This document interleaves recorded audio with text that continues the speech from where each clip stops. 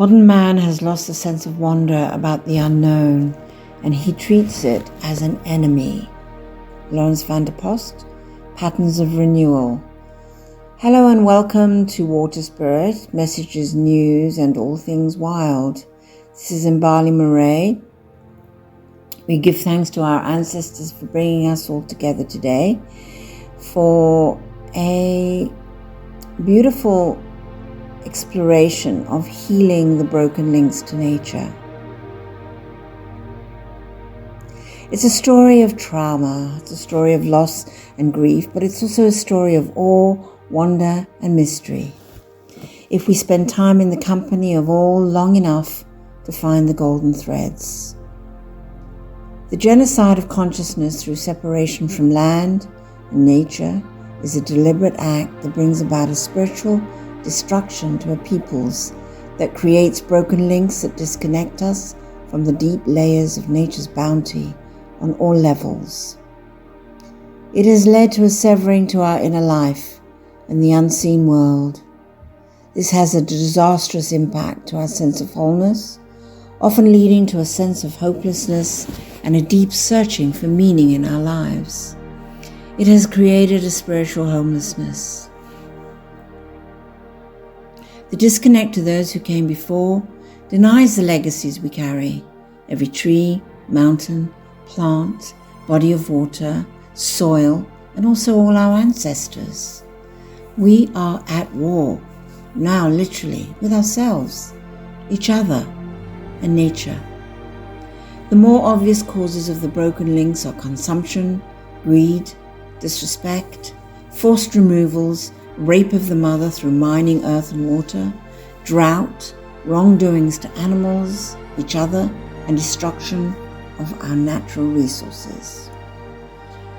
When this is mirrored back as a parallel process to which we are inextricably linked, we find that in the aftermath of this war, we are left with unspoken, hidden, traumatic histories, separation, self-hatred, a war on women and children, and a value system where worthiness has no place. We wear the masks of inauthenticity and speak untrue words. We learn to be complicit, hide, silence our voices, enable. We took more than we needed. We lost ourselves, our identity, and our home. Nature is constantly inviting us to see it as the sacred realm in which our true nature can undergo the metamorphosis to mirror this pre-existing nature sufficiently so that we begin to smell and touch the authenticity within ourselves. I see it as an altar, a place where we are welcomed, where we can pray and kneel and bow. We live in a world where the rules are written by someone else. Nature's law is accessible to everyone without policing. Consequences are born out of choices and actions. Be answerable to yourself, your true nature, your wild spirit and spirits, your older ones. You know what's right, whether you've had good parenting or not. Trust yourself that to take a risk is essential for moving into the mystery, the unpredictable, the unknown, the magic, so that when we are blindsided by an event, issue, loss, disease, we know that our destiny was planned in order for us to get it and to move from inauthenticity to truth.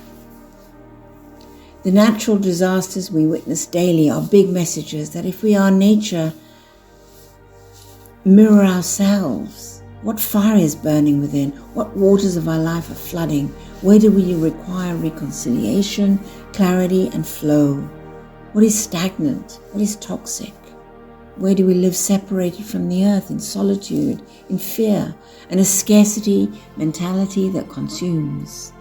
Where did we lose our identity to fit in?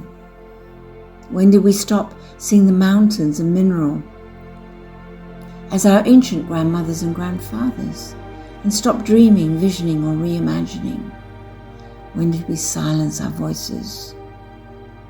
Nature will always be a constant challenge to our daily lives. Nature, as the expression of our own authenticity, is more like inviting us on a daily basis to ask ourselves the question, how authentic is our being today? How close to or how distant from nature are we today?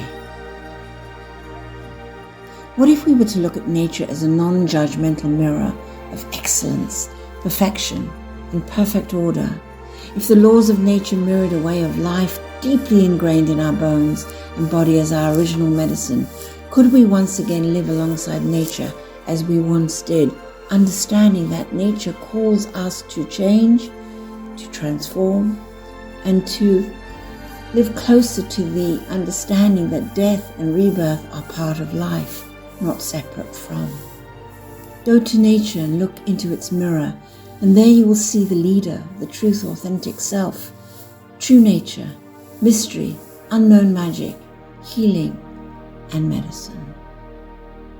You will also find there the wild child that was once unafraid to venture into the playground of all of nature.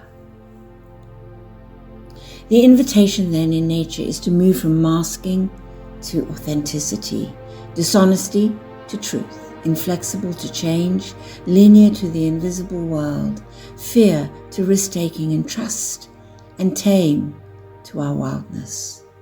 The invitation is to build a relationship to nature where we may find that nature is waiting for us to reconnect.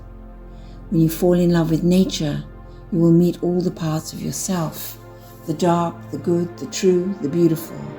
It may just finally set you free. Let us consider a legacy worth living by the human species as an imprint of our original medicine. Preservation of nature and all its bounty. Nature mirrors the gifts, and as humans, in order to thrive, not just survive, when we bring our gifts, we bring potential, we bring restoration and renewal. It becomes a source of our true power within a community. Nature keeps the mind sharp. Start in your own backyard and be prepared to have your mind blown. Thank you for listening. And if you don't ever want to miss another session, please subscribe to our channel, Waterspirit. This is Mbali Marais signing off, wishing you all a magical mystery tour into nature.